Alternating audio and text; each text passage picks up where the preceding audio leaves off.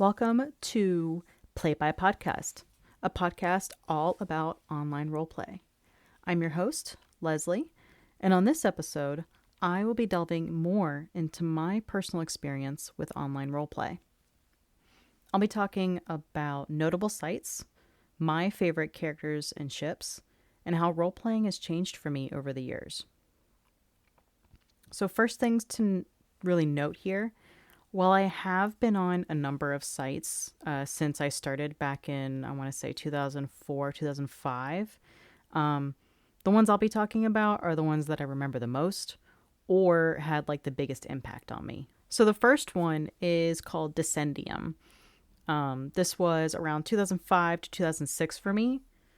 When I started, it was really me joining a Harry Potter discussion forum where I could really talk about the books and the movies, fan theories, and there were also like fun activities, like being sorted into schools and houses.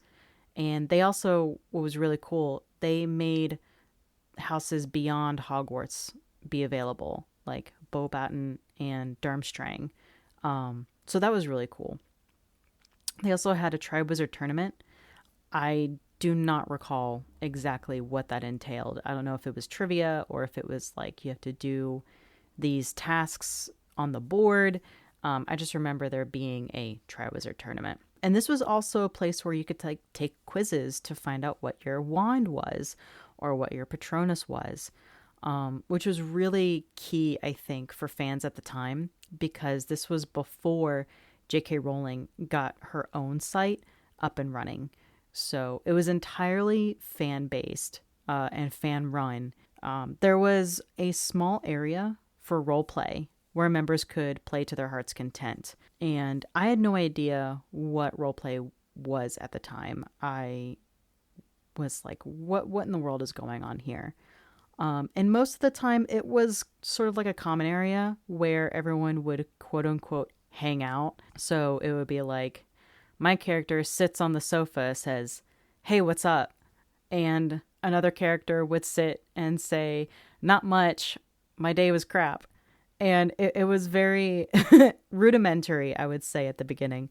But it grew as more people got into it. And, they started wanting separate sections. Like, hey, it'd be cool if you could make a Hogwarts area, a Ministry of Magic area, Hogsmeade, St. Mungo's, like different forums so that they could get into the proper headspace and then be separate from like the general, I would say like, I would call it like a landing page area where people would just generally gather around. So it was really nice that they were paying attention to this small subset of members, that were like, hey, could you do this for us in a otherwise discussion-based site? This was also a site where you would create like just one account and then that would be it. You would post under your one account, whatever your character would be doing, which for roleplay was not the easiest to do, especially when you wanted to do like more than one character. So in the beginning, it limited you to only having one character at that time, especially if you wanted to roleplay with the same people. I remember at one point, I definitely cheated and made another account to write against, especially if I wanted to write against myself, which it's still a weird thing in roleplay to this day, but it does happen. And it was the stupidest thing. I recall, and I don't know why, but I think we were mirroring them. It was a character that was maybe like a demon vibe, inspired by like the 7 deadly sins. Again, I was 15, and there were a bunch of people that were doing the same thing. I don't know where it came from, but it happened. And I recall it was just, I wanted to play a darker character. And funny enough, creating the second character was honestly the beginning of me realizing that I was not straight, because I met other people and was interacting with their characters and was realizing that I really, really liked the interactions between my new dark character and another female dark character. So, yeah, it at least started the thought process of, hey, this isn't a straight thing to think. And on that topic, I would be remiss if I didn't mention a very important note here, because I have been talking about Harry Potter, and obviously there has been an sort of upheaval within that fandom regarding the author's comments. I do not agree with or condone J.K. Rowling's transphobic stance. I acknowledge the impact that Harry Potter had on me, especially during my formative years. But, her hateful rhetoric has no place in the creative community. Full stop. I echo the sentiment that it's in the hands of the fans now as to where it goes. And J.K. Rowling can suck it. Yeah, I said it. So, moving past that initial phase in my life, I hesitate to use the word phase, but it's applicable now. Beyond just the Harry Potter discussion boards, the first time I joined an actual role-playing board was about in 2007, I think. And the board was called Infamy and Entropy, or INE. And I was there for quite a few years, maybe 5 years, I think. The premise of it was, what if Voldemort had won instead of Harry Potter in the final battle? And then take that and fast forward 50 years or 100 years or something. I really don't remember the exact time frame there, but the concept itself was the coolest thing, because it opened up the possibility for truly unique viewpoints and experiences and characters and just ideas in general. And I had quite a few characters. I had some students, I had some professors. I think I had a Death Eater at one point. It's very hazy because again, it was quite a few years ago. But INE is where I met friends that I actually met in real life and still have connections with to this day. They're obviously not as strong as they once were. We've all grown up since then. We have our own adult lives. And, that's just a natural progression with these kinds of things. But I did wind up moving across the country to live with one of them. I did that in, I think, 2011. So, yeah, that went over so well with my family. It honestly, looking back, I can't blame them for how they reacted. They're, I'm 20 years old, 21-ish, and I'm deciding I'm moving across the country to live with a friend I've met in person once.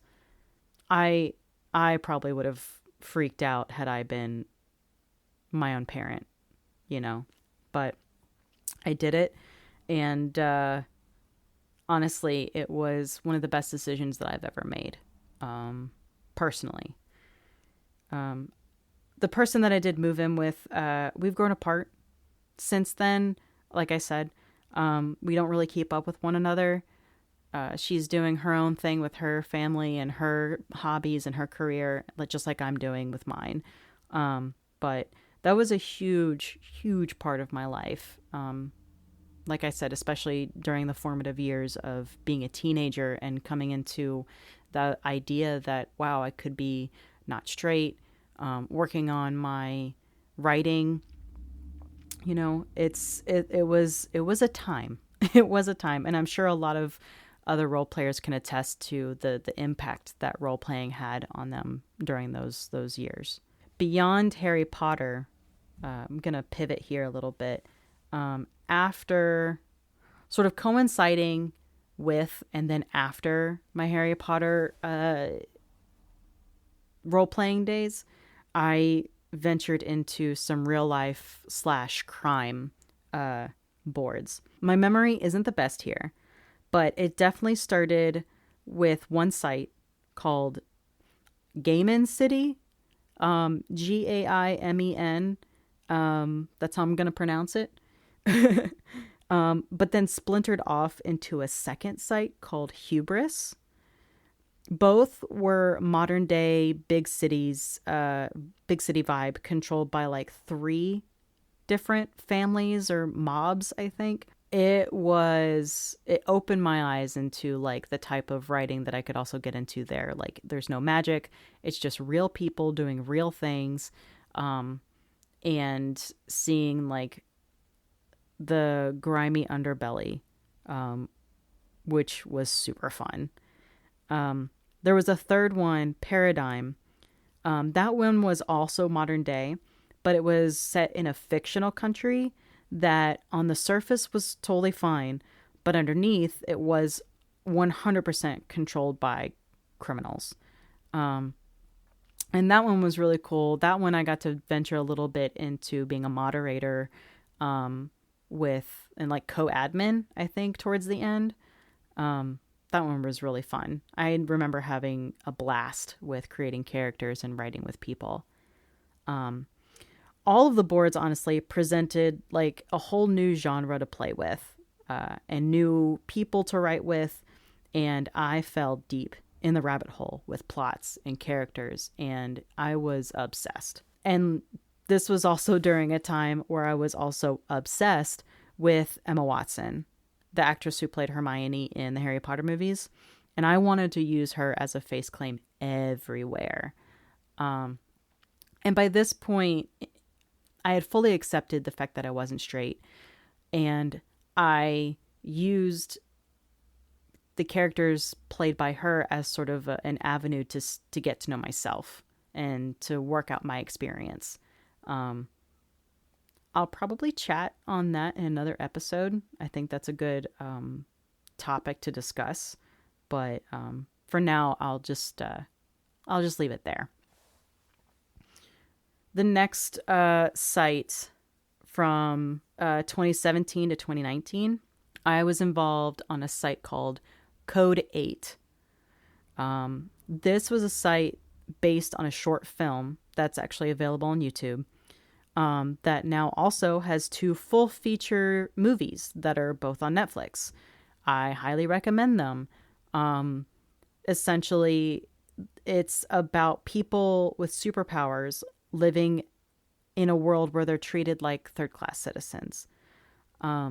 Basically, these abilities just sprung up out of nowhere, and they were treated with like hostile engagement from the police, and really found it difficult to make a living, to live anywhere, to work anywhere, because people were afraid of them. The concept of the whole thing drew me in, obviously, because that's such a fun thing to play with, and it it blends the real life experiences that people go through with a supernatural element, or I guess you can call powers, maybe science fiction. It's open to interpretation, I think, of where like superpowers fall. That's not related to established like Marvel or DC or any other kind of comics or whatever. But the other thing that drew me in was what we call a wanted ad or a request for the sister of an established character. And they were wanting Emma Watson as the face claim. And as I mentioned before, I was obsessed during that time. So I jumped on it. And it was this whole thing. She was an extremely powerful pyrokinetic, which is like you control fire. And she was the cause of like the death of their parents and the destruction of their house. And her brother had been like out of the country at the time, and now he was back looking for her to try and, figure out what happened and try to help her. which, what a great scenario, right? It leaves so much to play with and so much angst. The wonderful angst that every writer loves. But unfortunately, the member that had the brother left shortly after, and I wound up just like running with that storyline and developing that character further. So to this day, I still remember that original character of mine, and I honestly thought about writing a book at one point, but well, I'll get into that whole thing later, I guess. This site, Code 8, it was development driven in general, and we all contributed to the plot, and I had a wonderful time until I just lost interest in roleplay for a while, and I just had to bow out. I took like a year and a half off, which unfortunately it does tend to happen in the role-playing community. When you write so much for so long, you experience burnout. And that's honestly beyond roleplay. That's with creativity in general. Those were the real like sites that I was involved with that made the biggest impact on me. Let's talk about favorite characters and ships. As far as specific characters go, pretty much all of my Emma Watson babies, like they were all fantastic in their own way. On the crime sites, she was either Andrea or Eleanor, Andy or Ellie. On Paradigm specifically, her name was Eleanor Flint. She was a photographer that was the daughter of like a renowned lawyer, and she finds out she's actually like her real father was a different character, or a different person than she expected. That was fun. Next one, Code 8, what I was talking about previously. The original character that I had, her name was Holly Howell.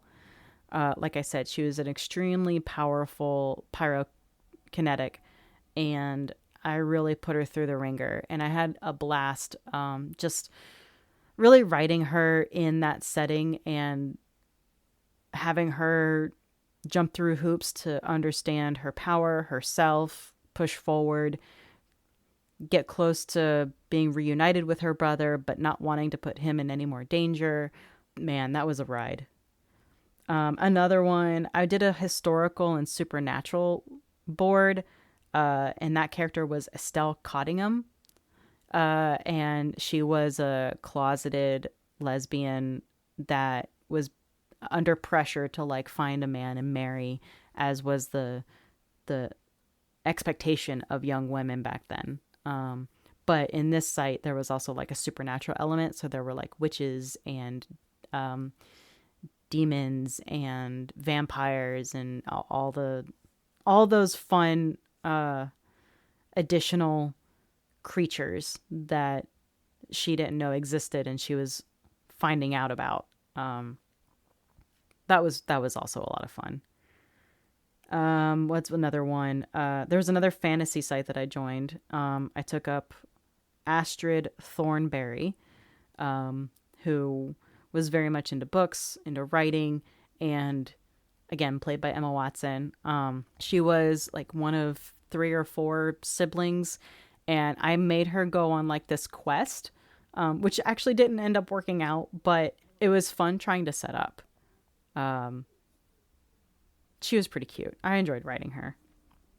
And there's probably more. Like I said, I was like any chance I could use to have Emma Watson as a face claim, I would jump at it. And yeah, there were probably more. Another favorite character is more recent. Her name is Freddie Drayton. And I'm actually currently on the site that I'm using her now. It's called Sidereal. It's in space. It's like 600 years in the future, colonizing on a new planet. She's a tired plumber, just trying to navigate through this new experience that everyone is having. Her face claim is Kristen Stewart, because I'm currently set on her right now. So that's pretty fun for me. Yeah. There were dozens more characters. I just can't remember them all. Like I said, I've been doing this since like 2005. So uh, I've had a lot of fun in that time. Talking about characters, you also talk about the relationships that they were in, or ships as we call them, where you just get so into your character and another character and their relationship together. It's always, I'm a romantic at heart, so I really enjoy following a love story wherever it takes me. On the original site, the Infamy and Entropy, I had written a character named Caleb, and my friend had written a character called Sadie. They were called Caleb, and they were super cute, and they went through a lot of drama. Yeah, that was the beginning, I think. I had a lot of beginnings, uh, I did. I had a lot of beginnings of different phases in my life, a lot of realizations. But Caleb is actually what brought me to Maryland. Fun fact. That was the ship that brought me from Texas to Maryland over land. The ship over land. Oh goodness. There were a couple on Paradigm, the real life crime site. My character Ellie, and another Augustine. They were called Augie. They were adorable. Just getting to know one another, navigating sexuality, and pushing through crime that was happening around them. And yeah, that was great. Another one was I had a character, Samira, and another writer had Lucrezia. So it was Sam and Lucy. Mine was like a cop, and hers was actually the daughter of a crime lord or something like that. I think it was like the Russian head. That sounds about right. That was sort of like an enemies to lovers trope.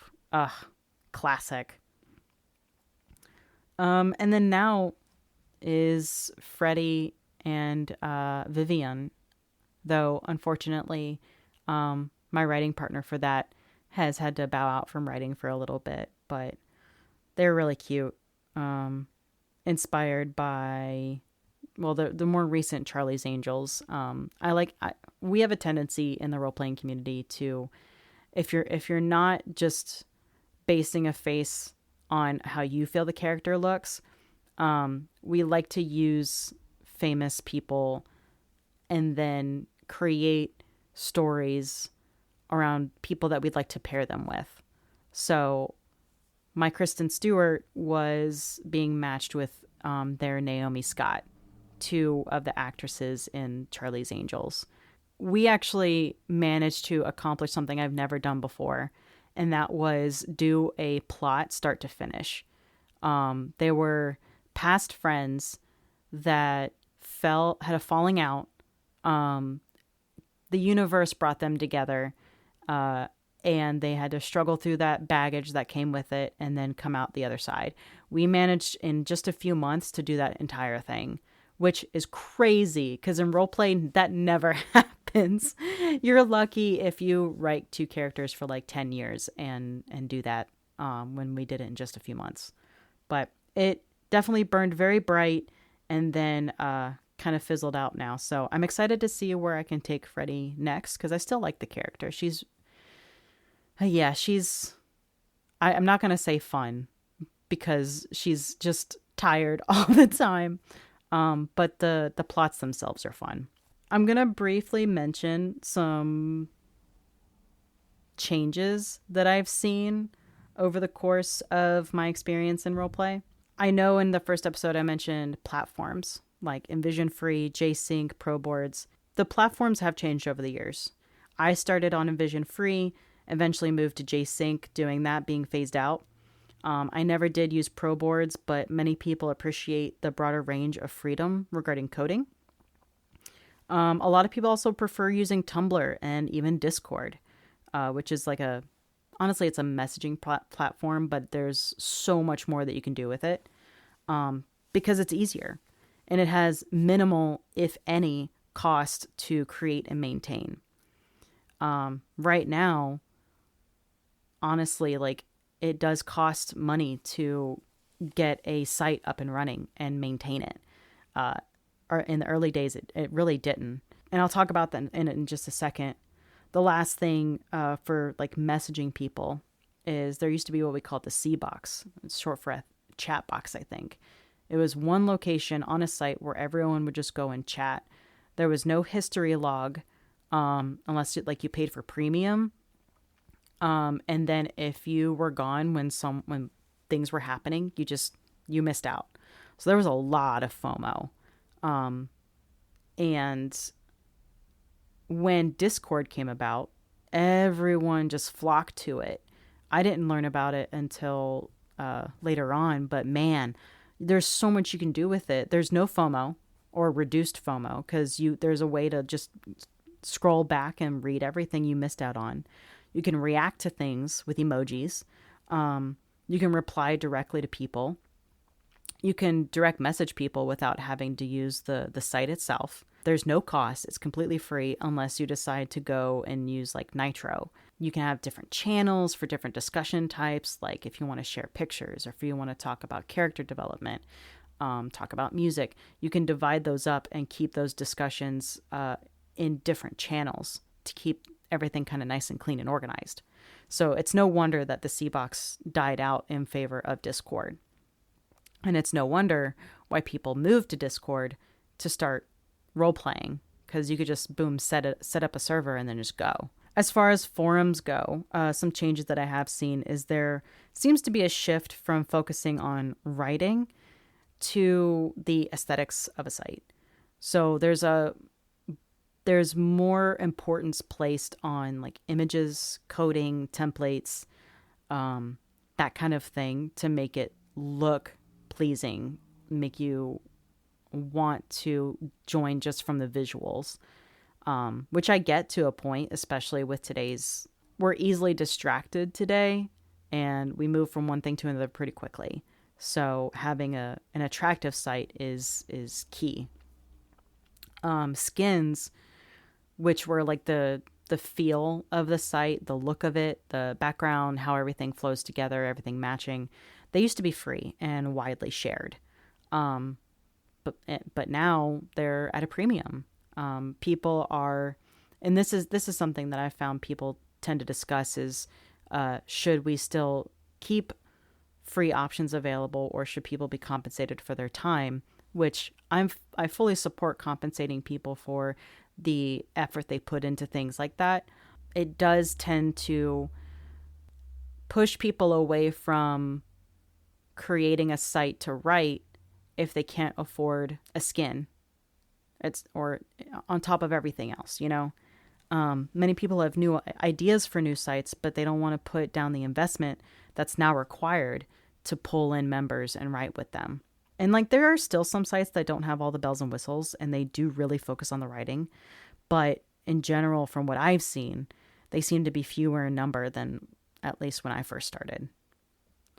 But one of the good things that I've noticed since I started writing and role-playing is people seem to be way more conscientious about like ethnicities, and they want to avoid whitewashing, certain characters and families.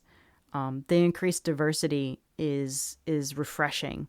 I mean, obviously you're still going to have people that have their preference with popular actors and actresses, but it's the exposure, right, to people outside of the normal Hollywood group of people,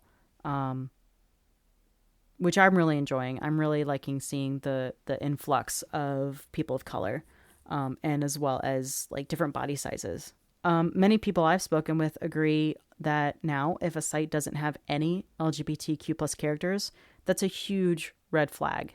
Like, I will not join a site or even consider hopping in the chat if I don't see any gay characters. It's 2024.